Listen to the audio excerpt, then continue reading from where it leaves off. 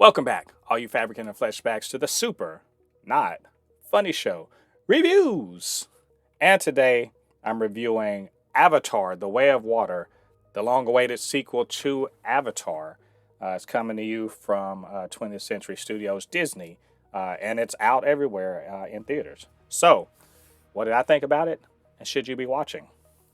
Before we get to the review, please get down there, hit that like button. So, The Way of Water, 13 years since the original Avatar. And, many things have changed in the movie industry. But you know what hasn't changed?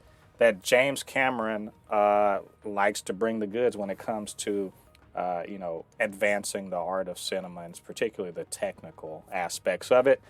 But, as pretty as his movies can be and everything, that doesn't mean that the movies are going to be any good story-wise. But as you probably hear over and over again, people keep saying, "Don't bet against James Cameron." And I don't. Who the hell are these people betting against this guy? I don't. That's a stupid bet. But all that being said, The Way of Water comes out. It's a sequel to the biggest, highest-grossing movie of all time. It's a big sci-fi spectacle. Can you bring your kids to it? Is it gonna actually have a good story? How much CG is too much CG?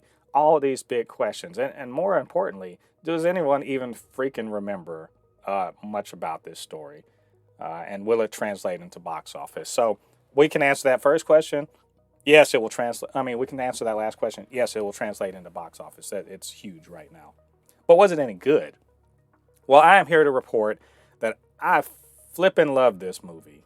This movie was great. Absolutely great. To put it in perspective, Jen, my wife, she usually, does not do well in long movies.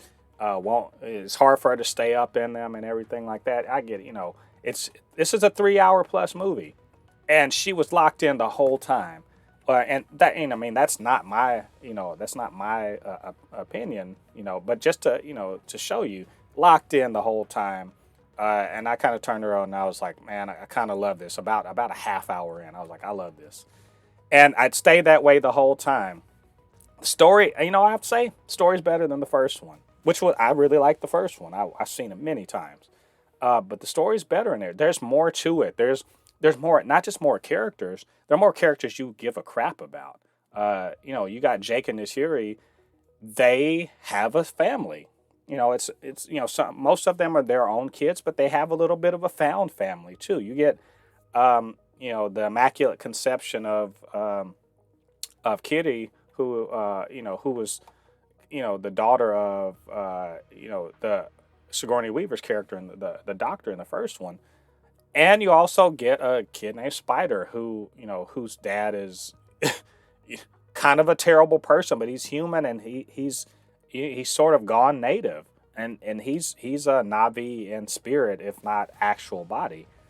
And the great thing about this is you do get to see like the consequences of the end of the first movie, and obviously humans are going to come back because colonizers don't just take one loss and that's the end of it. They're coming back because there's stuff on Pandora that matters.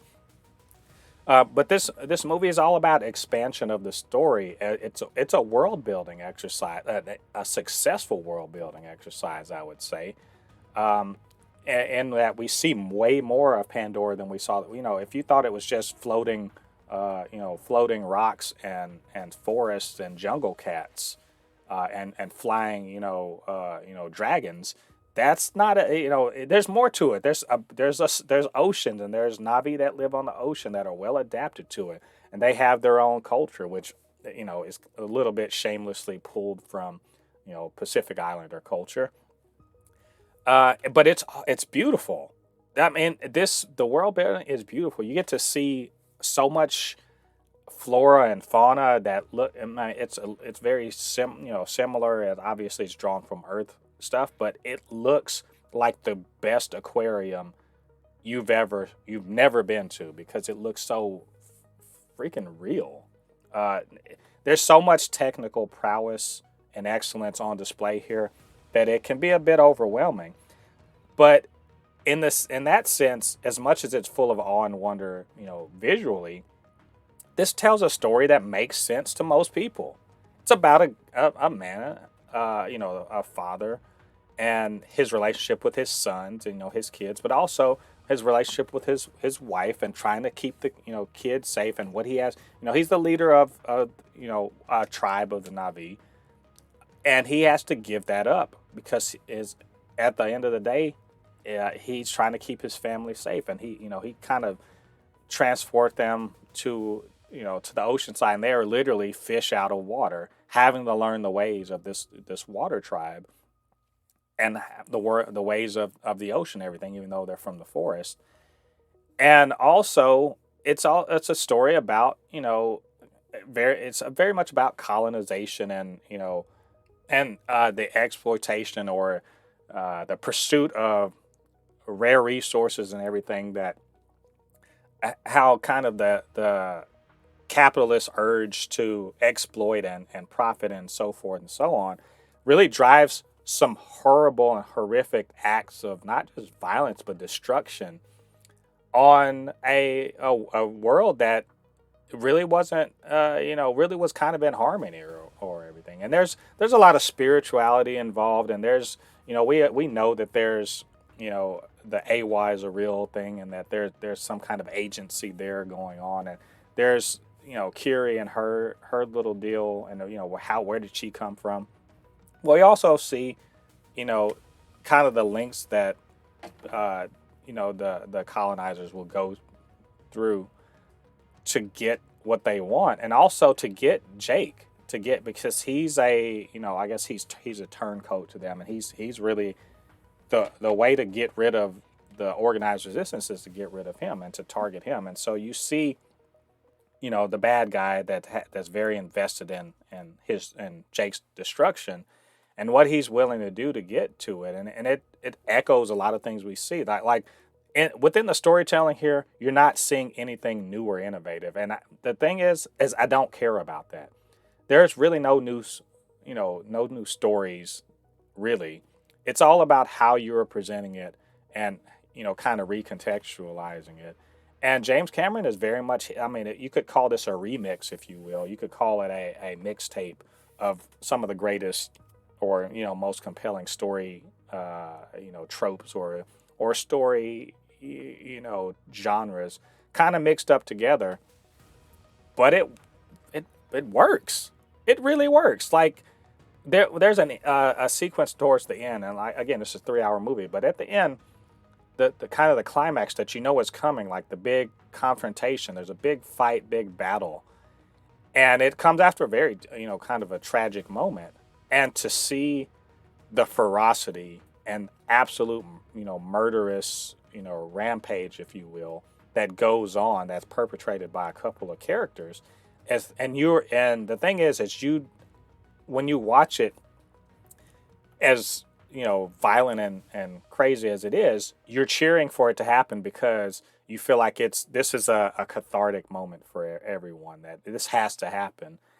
There's and you don't feel bad for what's happening. That's the thing, is we see ourselves more in the Navi than we see in the human characters that obviously are more like us, and we feel like there's some justification of what's going on.